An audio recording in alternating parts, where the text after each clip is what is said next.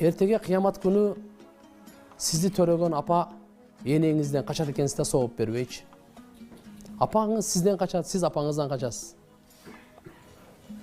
Ошол күнү көзүңүз чачырап атканда бир соопту сизди төрөгөн, чоңойткон апаңызга бере албаган бирөөгө берет экенсиз да, аргасыз.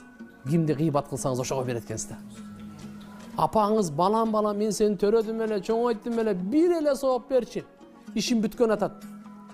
Бейишке чыгып кеткен атам десеңиз, бере албайт экенсиз. Бирок кимге бересиз?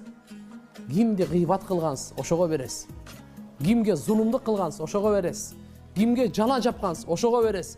Анын акысын буларды хадисте муфлис деп коет, сөзсүз келип Алла Таалам алып берет экен да. Ошон үчүн бүгүн эми билип билбей ушу күнөөдө кыйбат кылган кишилерибиз өтүп кетти. Алла Тааламдан эмне